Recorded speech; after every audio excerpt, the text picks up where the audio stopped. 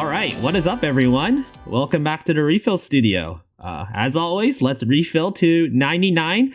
Get those cans ready because our next set is starting, featuring our next special guest. And today I have the honor and pleasure to bring special guest Pandar to the RePHIL studio today. As a brief intro, Pandar has achieved many different titles, including T1 in the Blossoming Symphony event, as well as T3 in the Day Off Downtown event, alongside many other top 10 titles, and even a couple of song podium titles as well. So, Pandar, thank you so much for joining the studio and for taking the time to join us today. Yeah, no problem. Great. Anything else you want to add to that intro? Not really. I think you covered everything. I'm not the best here, but I have some accolades. Yeah. All right. Good. So, when I bring someone onto the studio, Pandar, I always want to kind of get a sense of their origin story. So, in terms of how they got into the game. So, tell us a little bit more about what inspired you to get into this game called Bang Dream Girls Band Party. Well, I'm what most people would call, or I was what most people would call, a filthy casual. Yeah. I was big into Sif. I didn't get into it until, for those that know, Love Live. I didn't get into that until right around Aqua's second live, so I was pretty late to get into it. Mm-hmm. And I didn't really know much about these type of games at all, but a couple of my friends got me into that.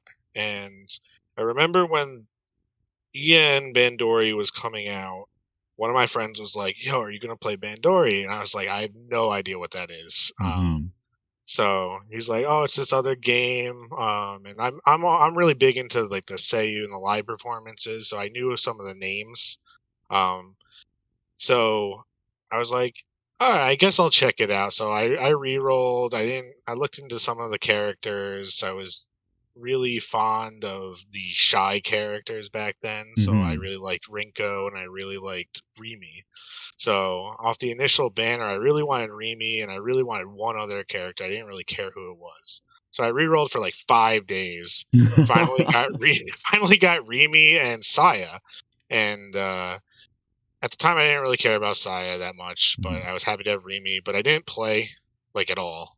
And I just kind of went back to Sif. And I didn't start playing Bandori until Don't Leave Me Lisa, because that was Rinko's first event, so I really wanted to play for that event.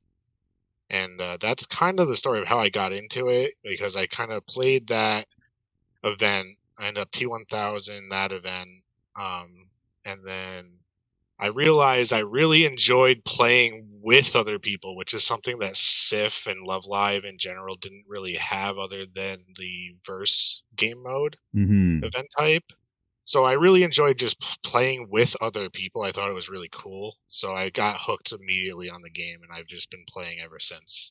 Wow. Well, that's great to hear. Of course, it's always, at least, everyone's origin stories, there's always like a little bit of slight connection. Either it's through like other games like Sif, or perhaps they get baited into the game by other things like the seiyus, or just the character designs, which is really cool. So you mentioned a couple of characters that you liked at the time, which were Rinko and Remy. Did your favorite character change as time progressed? And do you also have like a favorite band at this time? So yeah, it's changed quite a bit. So like I said, when I first started, I was really into like the shy characters. So if anyone knows Love Live, my favorite character was Hanayo. So I was really fond of Rinko and Remy at when I first started. And so once I got hooked on the game after playing Don't Leave Me Lisa, and then I T1000 the next event as well, because I really liked Hina as well. So I got hooked on it, and I wanted to just consume as much media as I could. So I watched all the lives, and then I watched season 1 of the anime. And I know like some people are like on the anime, but I absolutely fell in love with Saya's character from season 1. And it's the first time ever in any franchise or any show or anything I really could relate to a character, and it hit me so hard that from that moment I just was like, this is why I'm playing Bandori now. So as far as like bands, I've always like I said, I kind of consumed all the media, so I read all the stories, all the band stories and whatnot, and I was really fond of Poppy. I didn't really dislike any of the bands, but I was really fond of Poppy, and then I really liked Hello Happy World based on their first story. Um, Hmm.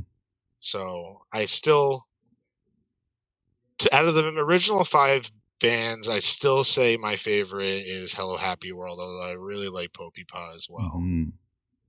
Wow. Wow. Though that's quite interesting. You know how things like change as time progresses, and of course with the characters getting development and such. So yeah, that's really neat. That's really neat. So you mentioned earlier how it's really fun to play Bandori with other people because, other games like Sif just don't have that same experience. So, Pandar, how did you first kind of get to know people, to play the game with? Was it mostly like people who are kind of playing Sif and you all kind of lumped together to play Bandori together and such, or did you kind of expand and find other communities to play the game with?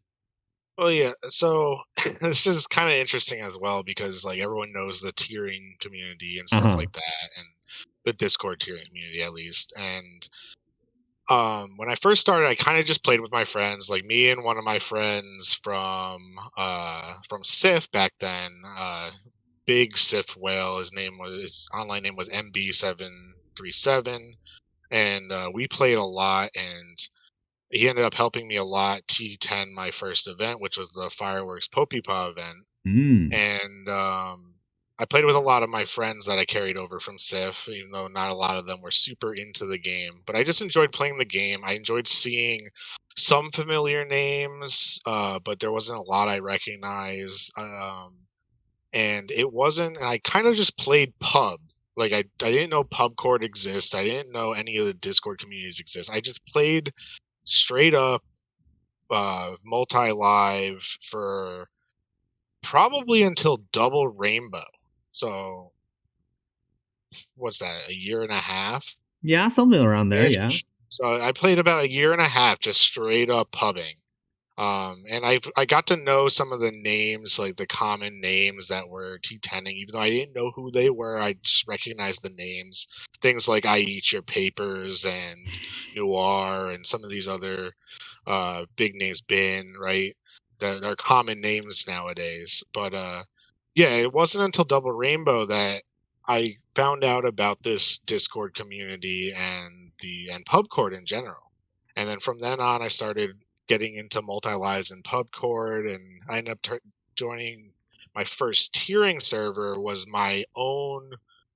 Well, not my own server because I used Fleet Notes for which is another like community server Mhm. for new season, which I wanted to try my first T1 from. So that was the first time I really used a tiering server. And I met a lot of people through that, and it was a lot of fun. And ever since, I've just been pretty active in the community. Oh. And that's kind of how my story goes. Wow. So obviously, you were going into the game and interacting with all these people, and then you got a chance to really build connections with the community. But that all started with your sort of ideals to try to tier for an event. Like for instance, you mentioned getting T10 in the fireworks puppy pie event, and then eventually wanting to possibly T1 an event. So how did that all start? Like, where did that drive to tier for an event first start? Did it start all the way back in Sif, or when did that start?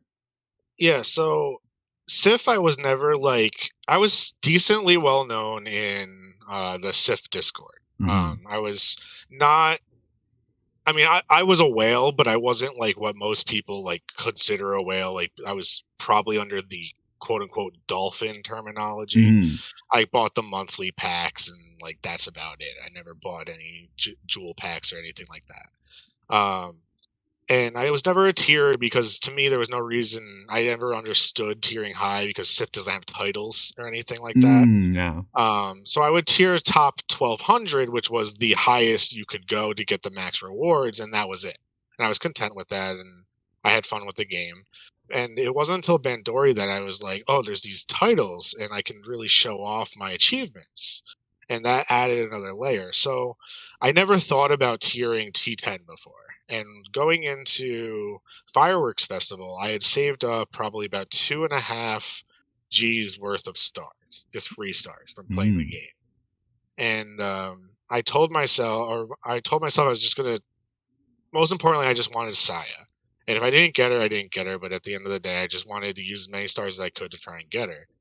And my friend told me, he's like, "Oh, you should just tier it. It's more consistent. Like it's more guaranteed, right? Just T100 it. You get the title, and you can be happy with that." I'm like, "Oh, I just really want the card." So I pulled, and on the first pull, I pulled not only Saya, but I pulled Remy and Tai. So I got all three rate up cards. And my friend is like, "You have to go for it." I was like, "Yeah, I'll T100." And he's like, "No, you have to T10. It's a sign." So I was like, I don't know. So I just started playing, and um, I was just playing a lot, and like I said, I was straight up pubbing. I had maybe a friend or two helping me every once in a while. I wasn't picking meta. I didn't know what meta was. I was just picking whatever song I wanted to play, and it was fun time. And I was keeping up with, or at the time, in my eyes, I was keeping up with Podium, but really I Mhm. was ending my day where they were starting their day. So it wasn't really keeping up, but in my head, Mhm. I was like, "Oh, I'm doing so good." So I spent most of the event in like fourth and third place, and ended up finishing in sixth. And it was just super cool. All my friends were super happy for me, and it was just that's I guess like when the addiction started. It just the high I got from that experience was just so awesome to me. I had never experienced that before in anything. What a awesome perspective to kind of think about tiering, because again, just to think about the fact that you could get a particular title, because everyone tiers for their own particular reasons. It could be for a particular character, it could be for maybe just how the title looks, it could be a mix of both. In your case, the fact that getting titles was, the fact that you were able to show your accomplishments there and do it for your girl Saya, and of course, a little bit of influence from your friends. Your friends kind Yeah, of my giving friends you, have always been supportive of me, and it's just really cool wow. to have that. That's amazing. And again, what a first experience to get into tiering, because right off the bat, your first sort of like major tiering experience was like a T10. It's like, yeah, I'm hungry for more. Let's get more, right? So that's kind of how you Yeah, proceeded to learn a bit more and try to tier for other events, right? yeah, it's funny because after that event, I was like in my head, like I said, I was like, oh, I could probably do better than I could probably do podium because in my head I Mm. was keeping up with them, even though realistically I wasn't. In my Ah, head, I was because, like I yeah. said, I was ending the day where they were starting. Hmm. So, but I was consistently staying in third and fourth the entire event. So I'm like, Christmas Poppy is going to be my event. I'm going to T1 it. I'm going to do it, and no one can stop me. And I was like so on high, and that's a whole different story we can get to later. But it was like I just was so hungry for more tearing. Hmm. Hmm. Yeah. So when you're when you're doing more tiering, right? Like, what do you think goes into your mind when it comes to preparing? So like we could talk about, maybe we could even talk about the Christmas Popipa event right now. Like how did you prepare for this event, and what was the result of that? And then in comparison, how did you use that experience to prepare for future events? And how did your preparations change when you're preparing for events in the future? So Saya didn't have any gacha cards between uh, the fireworks event and the Christmas event, so I Hmm. didn't need to scout for any or wish or whatever it's called poll for Saya cards. The only card I knew I wanted was the cheerleader tie card because it was cool and it was her only cool card. Um, that because I missed the first couple events, so I didn't get the bunny one. Hmm. Um, so I was like, I need to pull for this. So I pulled for that and got it relatively quick. And then during my time playing, because I T1000 like every single event leading up Mm. to this, just to do it off naturals. And I really fell in love with Kokoro. So Kokoro is currently and has kind of always been my second favorite girl. So I fell in love with Kokoro, and I really love the Halloween card, the original Halloween card. Mhm. But I told myself, I was like, I have to save for Christmas. Well, I have the weakest will in the world, and that banner came out, and within 5 minutes, I blew all my stars on her. Didn't get her after 100,000 stars, and all my funds for the Christmas Saya event were down the drain. And I hadn't yet whaled. I was, but on this game, but when Christmas event came around, I had like 10k stars, and I wanted Saya more than anything, even if it meant getting the title. So I pulled, and I was Mhm. not in a very good mental state at the time, so I didn't get her. So I Oh, wailed, no. and then I didn't get her, and I wailed, and I didn't get her, and I wailed, and then 125,000 stars later, because there was no sparking back then, I finally got her, and it didn't even feel great. I felt so disappointed in myself. I ended up tearing just T100, just enough to get it, and that was that. And I was like, I was so disappointed in myself, but I was, at the end of the day, I was happy I got her, and Mhm. I told myself that down the road I'll tier again, but I need to slow down, because if I'm gonna do that every time there's a Saya card, there's a problem. Yeah. This is when Gacha really kind of gets a hold of Yeah, the consumer, right? It just kind of like grabs you and just be like, you need her. And then depression's worst enemy. yeah, yeah, it really is. So, and again, as you mentioned earlier, that at the time, Bandori was just not as like sort of consumer friendly as other gacha games should be. Yeah, no The fact, sparking system killed it. yeah, no spark and whatever was going on back then with the system. It was just weird. So, but I'm sure that Pandar, after that experience, you're like, okay, well, that's a lot of mistakes I made, far too many mistakes. So what I imagine at that time it was like, okay, then you kind of were a little bit on maybe a pause for a bit in terms of tiering or necessarily like and trying to maybe save up again. So when was the next time you decided I was going to tier again, and how did you achieve that? So I kept maintaining my T1000 streak for a while. I had a couple Mm-hmm. T10Ks just because I was short on time Mm-hmm. and didn't have the free time to play. But I made sure to at least get the top 10,000, and then like T1000 when I had the time. Mm-hmm. Um, and I had accumulated a good amount of cards because I made sure I was able to spend 25,000 stars in every Dreamfest, and that's the only things I ever scouted on was Dreamfest. But I Mm-hmm. was able, so even though I didn't get a lot of the Dreamfest cards, I was getting a lot of cards I didn't know or I didn't have. So the next tiering thing I had was actually a song tier. Mm. Uh, so I got to the Cursed Well event, and the song for that was the Chaos song. I'm not gonna try and pronounce it Yeah. because I would butcher it. But I was playing it, and I was like eighth or ninth without the Gacha Kokoro, because I had pre-Gacha optimal, Mm-hmm. and I kept looking at the Gacha, and I really liked Kokoro, and I knew I needed her if I wanted to stay in T10. Yeah. So old habits die hard. I wailed, No. and I didn't get her. Oh And I no. wailed, and I didn't get her. And after 145,000 stars, because there's still no sparking, I got her. And I ended up APing that song for my first AP in the entire game and getting top 3. Wow. Barely beating out Food, who was an old Sif whale, and he T1 the Hagu Sporting event.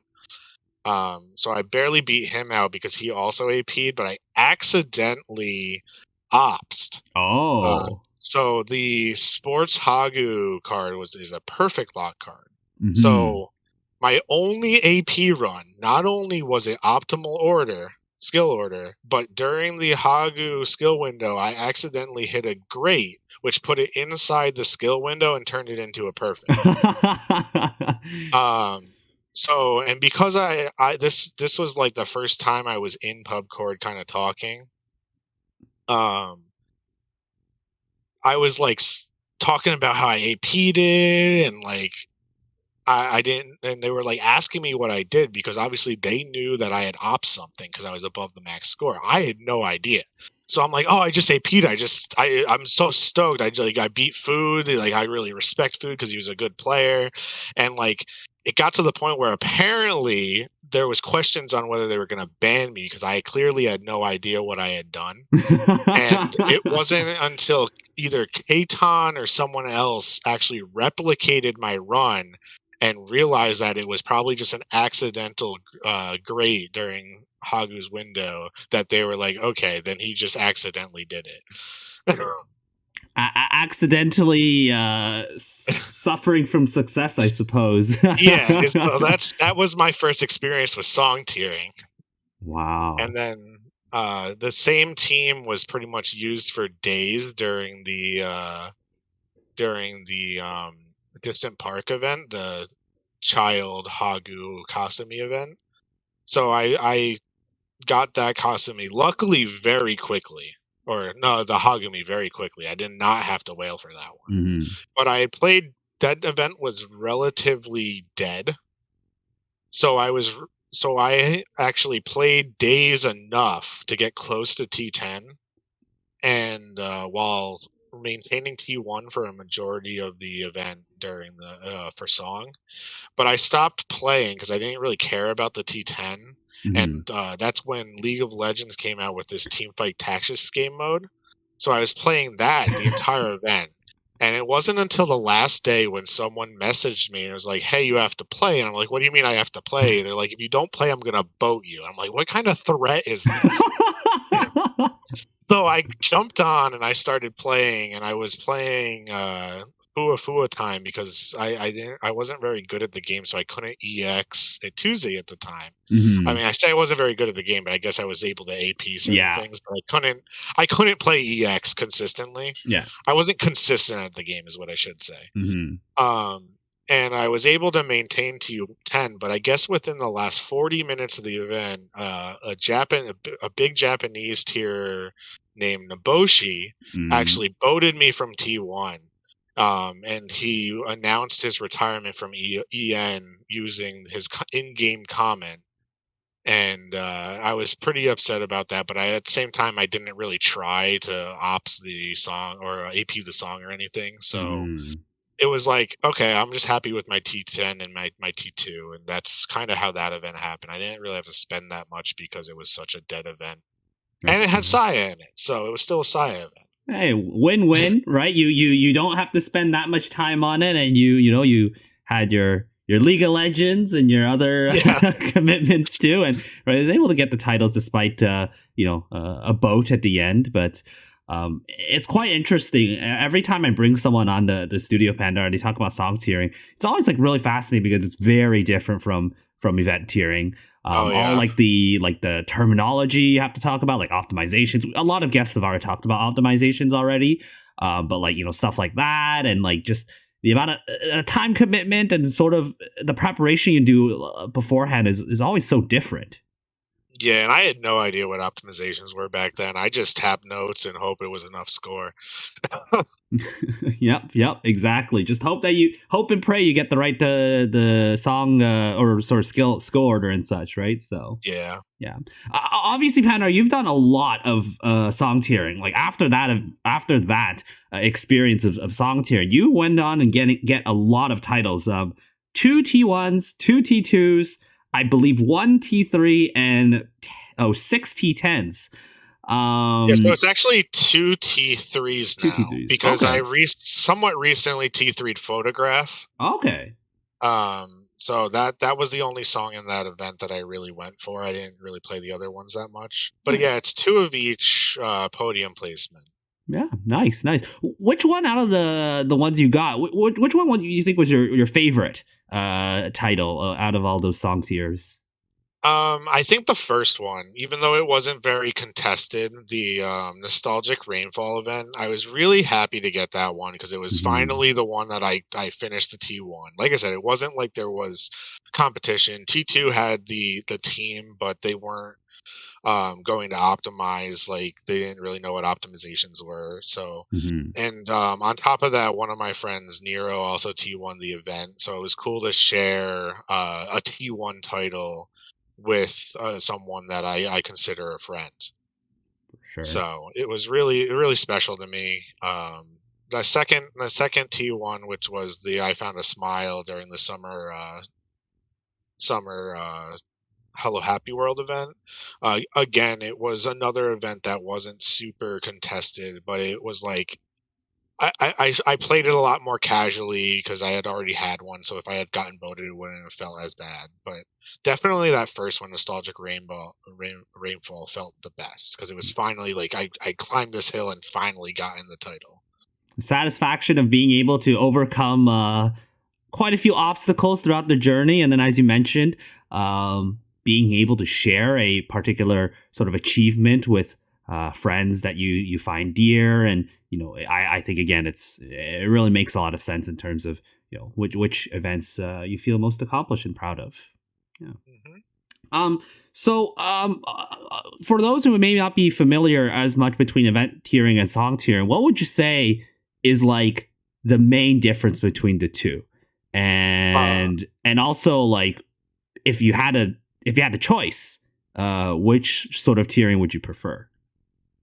so the biggest, in my opinion, the biggest difference is gotcha requirement.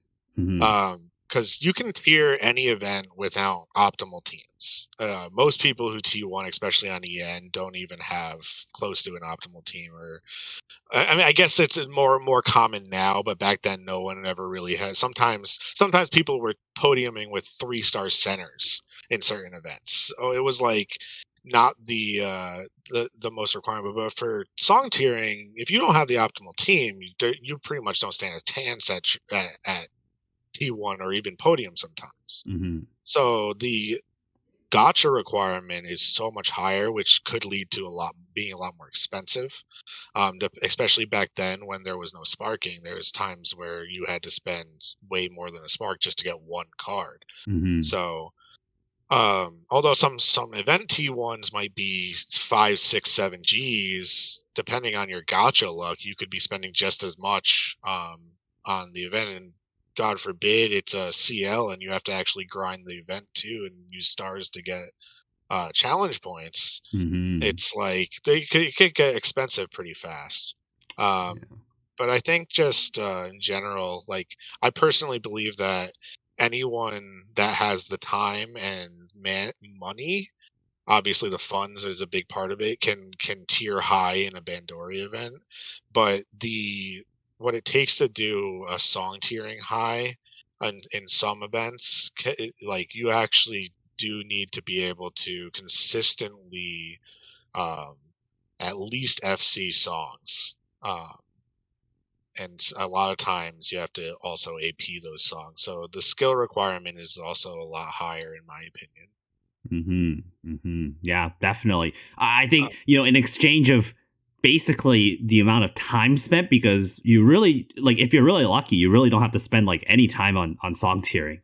oh yeah, Um, there's multiple times where the T1 will just go into an event and 2 hours in they already have the best score that they could possibly get, and they're like, "Well, I guess I'm done for the event." Yeah, exactly. So, at the cost of time, or like saving time, a lot of other things is just, the preparation prior, and all the funds you have to spend to Yeah, prepare. It can get quite tricky.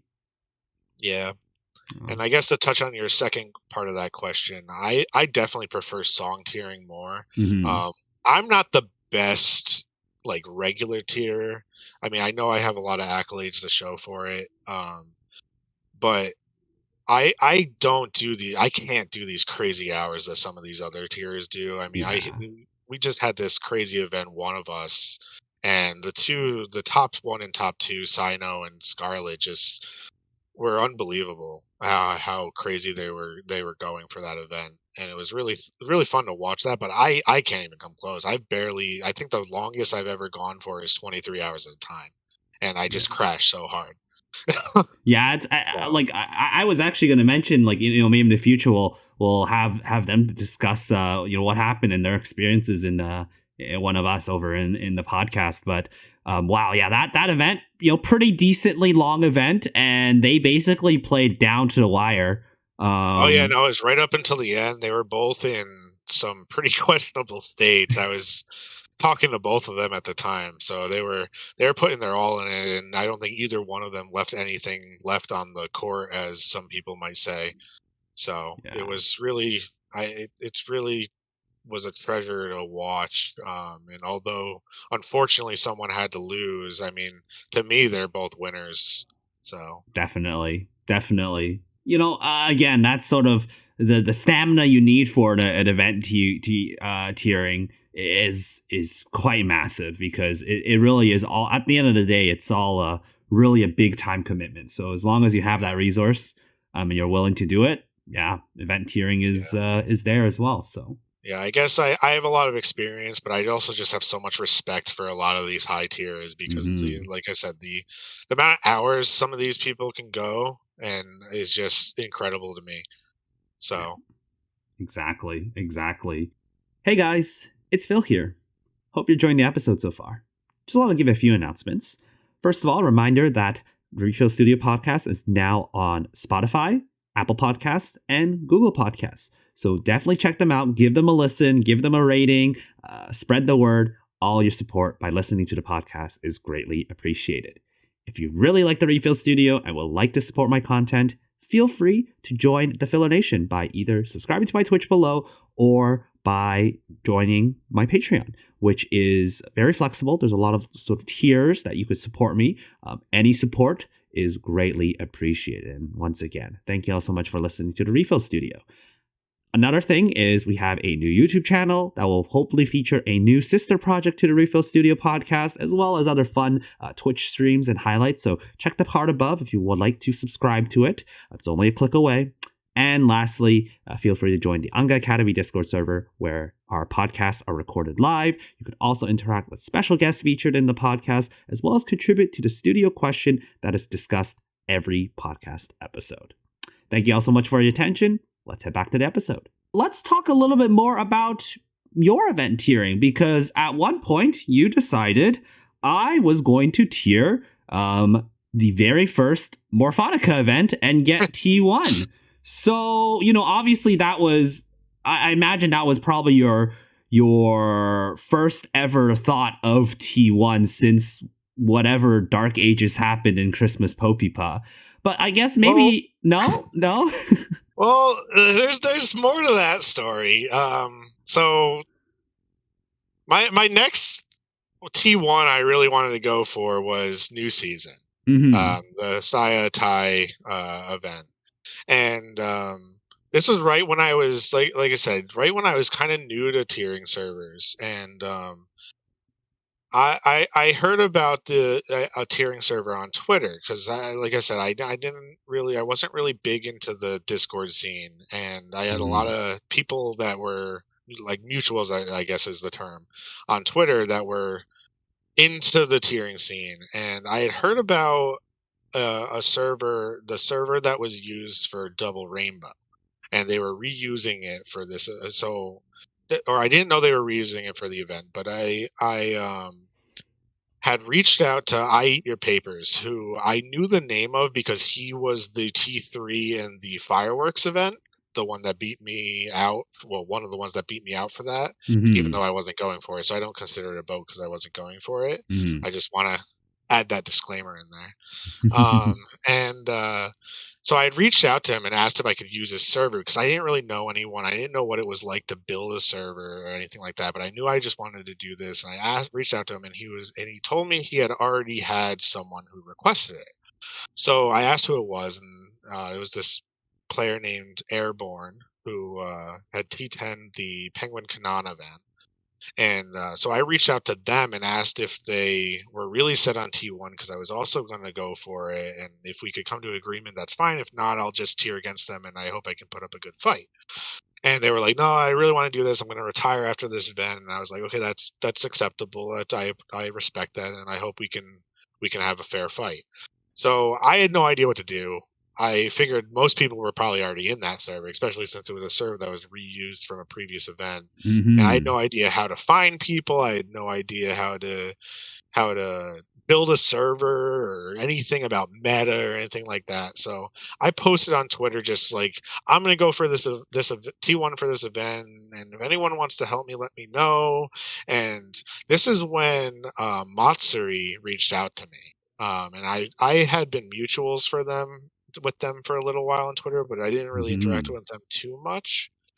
And they reached out to me and they were like, "Hey, I just created this server called Fleet and I was like, "Oh yeah?" And they're like, "Yeah, if you want to use it, I'm sure the people here will help. It's not a big server or anything like that, but we would be happy to help you because we're just a small group of people that like playing the game." So I was like, "Yeah, I had nothing else, no idea what to do. I had Mm-hmm. no one else to turn to." So I was like, "Yeah, let's do it." So I joined their server and I was welcomed with open arms. And Matsuri and another player named Dean were really interested in T10ing, so they were going to run with me. And I was like, "Oh, this is awesome! I've got all this support now. Let's do it." So we played for the first like I don't know 10, 12 hours, and it's the Mm-hmm. longest I've ever played before in my life. And I was so exhausted. And and everyone else had gone to sleep, and I was like, "Okay, well, I'm just gonna use pubcord." And I was like, it was so hard to find a room without people leaving over and over again, so I was like, "You know what, I'm just gonna go to sleep. Maybe people will be awake when I wake up." And I was pretty firmly in T1 at the time because I had the optimal team Oh, okay. and no one else in the event did except for I think a player named Toki. um, but they weren't going for podium. So I was pretty ahead, and even though we weren't playing as many songs per hour, my EP gain per song was carrying me through that. So when I ended up sleeping for like a full 6 to 8 hours because I had no idea people slept for like 2, 3 hours during this. And I Yeah, woke yeah. up and I was in third place, and I was like, okay, so I got some catching up to do. I knew I was outpacing them, so I was like, okay, let's do it. So I pinged everyone and no one answered me. Oh And I was no. like, okay, that's fine. I'll just pub until people are available. So went to pub court. I started playing, and eventually people woke up, and we started playing. And it was I think a Sunday, and um, it was my friend's best friend's birthday, Oh no. and they were having a barbecue, and I had told them I wasn't sure if I was going to be able to go because I hadn't told like my IRLs that I was spending a ton of money on this like gotcha anime game. Um, or what I was doing. So I was like, I don't know, I might have a prior commitment. I might not be able to go, like not telling them what I was doing. And he called me in the middle of playing and he's like, "Yo, where you at? Everyone's waiting for you." And like so I was like I didn't prioritize this game a lot yet. And so I was like, you know what? I'll just go over, have a good time, and I'll just Yeah. start again tomorrow. So I ended up making this like post on Twitter about how I'm not dropping yet. Don't think I'm at a question yet. I'm still gonna come back strong. Blah blah blah. All this stuff, and I really respected Homie Dixon at the time because I really liked that he was a Yeah, yeah. pub tier and all that, and I knew a lot of people had a lot of questionable things to say about him, and whether they liked him or not, that's up to them to decide. But there's things said about him that I thought were kind of rude. So I was like, just don't call me another Homie Dixon. I'm coming for you. Blah blah blah. This stuff, and then I ended up like deciding that it would be best if me, Matsu, and Dean just joined AP the next day, and I settled for T4, just because I wanted to make sure they also got their goals. So I guess I kind of gave up, but I Mm. was still happy to join AP, always pop in the server they were in, and I met a lot of people there, and I learned a lot about tiering. So the experience was Mhm. good for me. So I was a little bummed about it, but I had a ton of experience learned, and I was just like ready to prepare for the next time I was going to do that.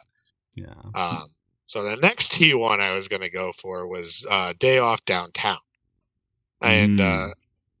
Originally, I was going to go for that. I ended up deciding I was going to drop it, or wasn't sure if I was going to do it. And Dot, who T10'd um, the new season event, was going to take over and do it instead. And then about a week beforehand, I was like, I still want to tier this event. So I ended up messaging Dot, and I was like, I get it if you still want a T1, but I kind of want to go for this event too. And they're like, well, you could always T2 with me. So I was like, all right, that's Mm-hmm. fine. It gives me more experience, stuff like that. So I ended up joining. But Matsu and Dean were my podium runners that Dot inherited when I dropped. So I messaged them, and I was pretty good friends with them at the time. And I messaged them, and I was like, "Is there any way that I could still go for podium?" And I know there'll be three of us going for 2 and 3. And they're like, "Yeah, it sounds like fun. Let's just do it." So the three of us were going to fight over 2 and 3. And there's a lot about that event I don't like talking about because some serious things with me happened. But I ended up getting kind of handed T3 by the server, which I Mm-hmm. appreciate, but I'm not like super proud of the event or anything like that. But in hindsight, like I'm happy I have the title.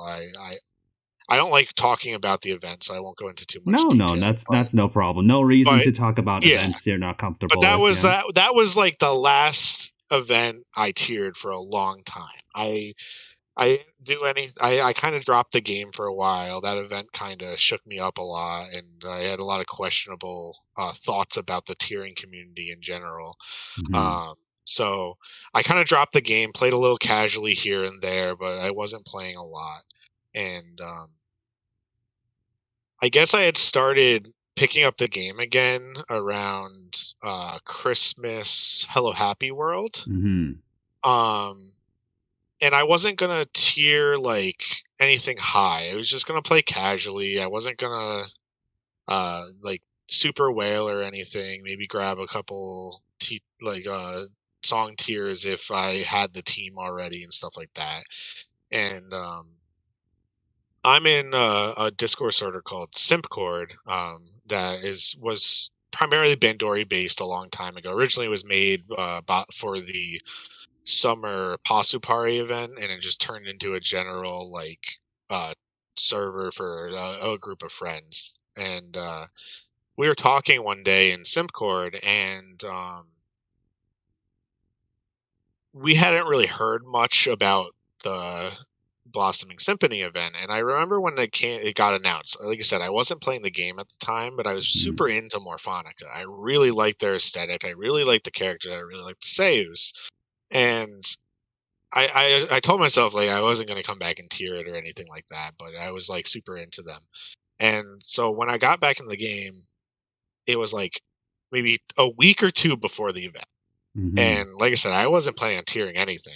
And we were talking about it in Simcord, and we hadn't heard anything about any server for it because they hadn't promoted in months.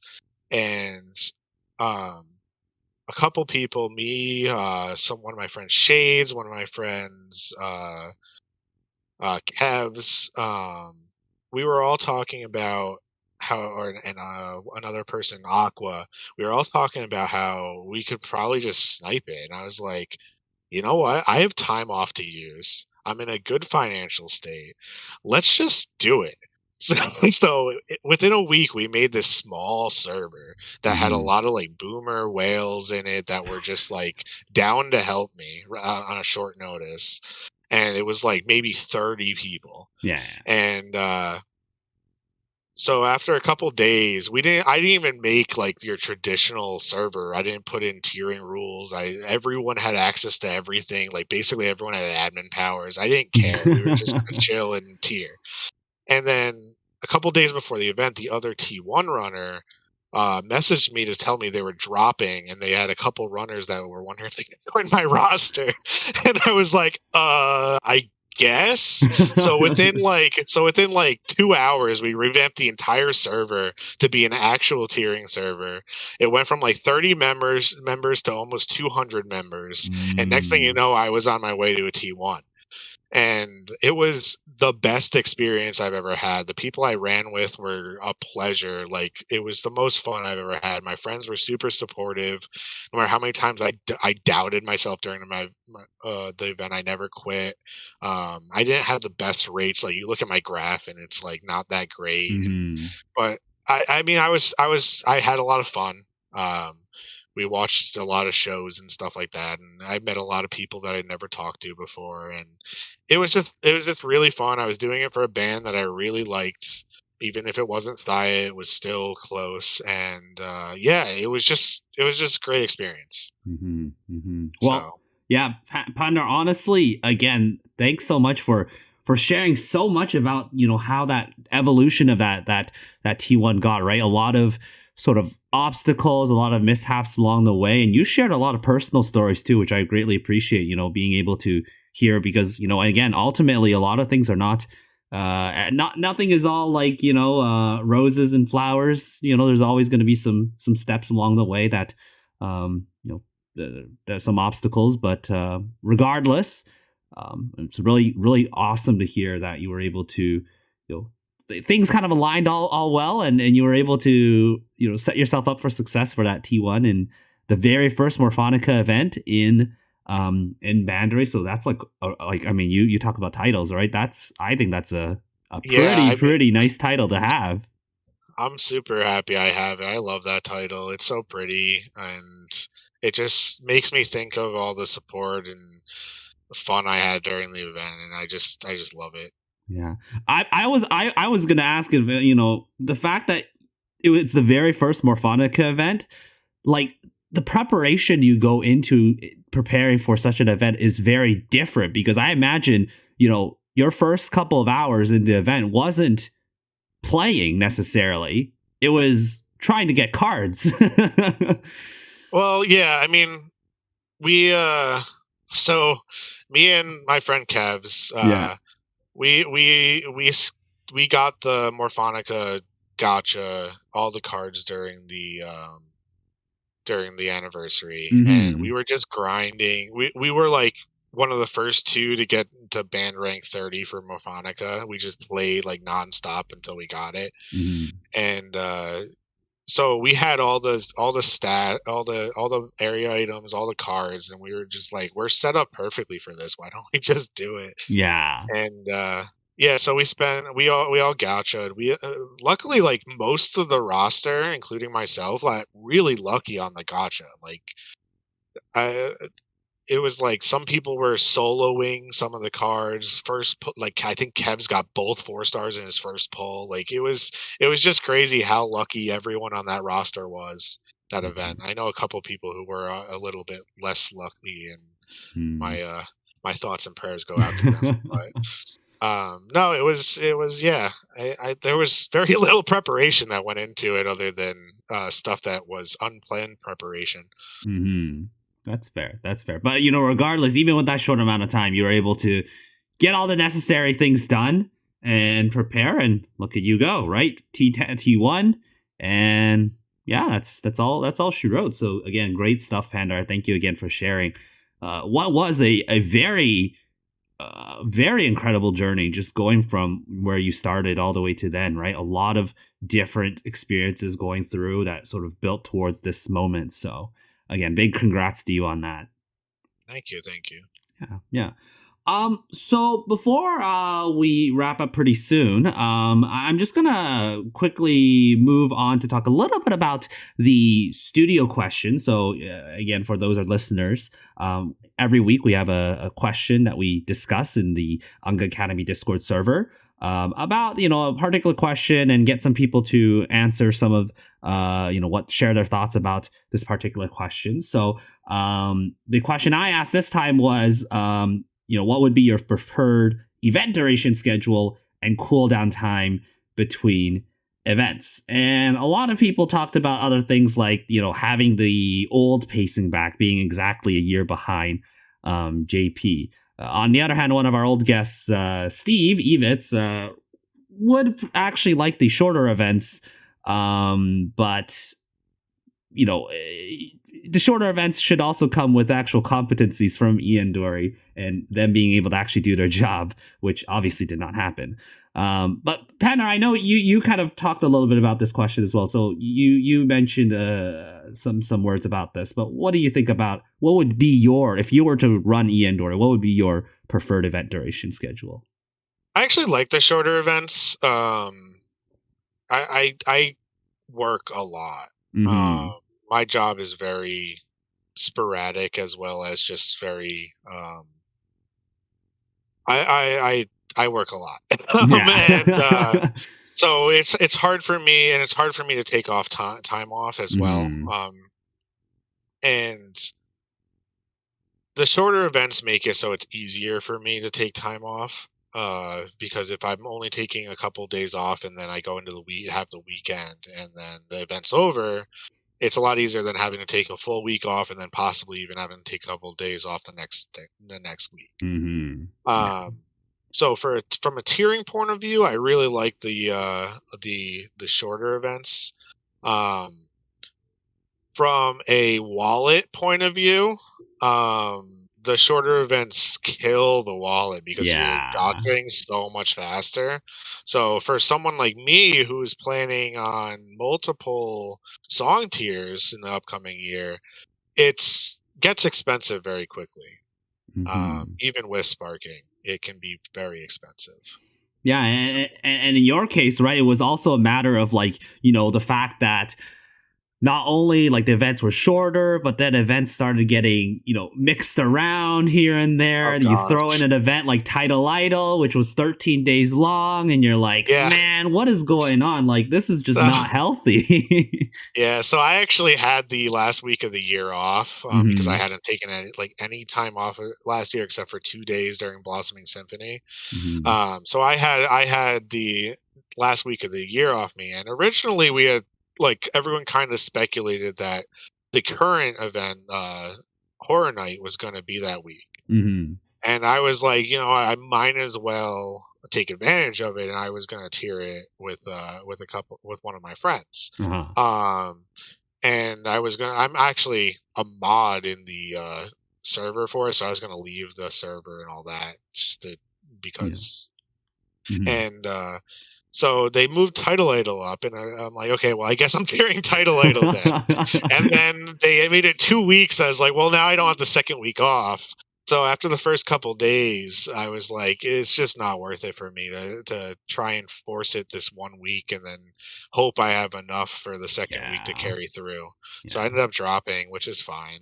Yeah, that's fair. That's fair. But again, I think ultimately, when it comes to a schedule in the game, I think it boils back down not necessarily whether or not like having somewhat longer events versus shorter events. I think what's most important is consistency. Consistency, Yeah, yeah. No, yeah, I think that's everyone's complaint is they just want consistency. They just want transparency from the devs. hmm, That's the big thing is people want to know what's going on. yeah, And last minute hearing that an event's being extended and there's no information on the why, and it's just confusion between the players and the devs, and I think it turns a lot of people off from the game. yeah. Well, new year, new me. Hopefully New to craft egg. Bandori. Yeah. So we'll see how it goes, and hopefully, they'll do what they can to improve and provide some extra consistency into the schedule. Again, if moving forward, if they still decide to go with the shortened schedule, like the 6-day, 5-day average, as long as they keep it consistent, sure, okay, fine, like Yeah. leave it as is, right? If they somehow then say, oh, maybe we'll go back to 8-10 days and then go back to 6 days again, or maybe heaven forbid make 3-day or 4-day events because that was a suggestion that they like in the survey. I'm like, no, please don't. Yeah. I don't know. 3-day I don't. events, imagine. If people would just play from start to finish, and Yeah, if you didn't, you wouldn't be able to T1. absolutely ridiculous. So yeah, let's hope. I think again the answer to that question is not really, I guess, whether or not it's like a 5-6 day or 8-9 day, it'd be like, just some consistency in the. Yeah, like Rose just said, Lemo mentioned CN pace, which I think Mhm. is a pretty good pace. And what So I pace is wouldn't mind that? that either. I know they're shorter events. I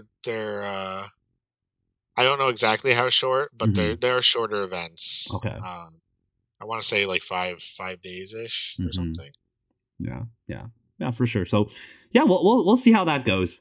But again, let's hope that Ian Dory is able to, fix their stuff up. But hey, Pandar, before we let you go, you mentioned a bunch of other plans, right? You have a bunch of song tiering plans, and I think maybe even an event, eh, plan in the works, or event tiering in the works as well. Would you mind sharing that, or? Yeah, I don't mind. I have a few things planned before I finally try and once again say goodbye to this game. Who knows if that's going to actually Yeah. happen? But I have one upcoming event, Backstage Pass 4, that I'm going for T1, which is probably what, a month and a half away at this point, depending on the speed up. Hmm. And the only, and then I'm going to try and T2 the I think it's Girls Be Ambitious events, the Suku banner, Hmm. with my friend June, um, who's going for T1.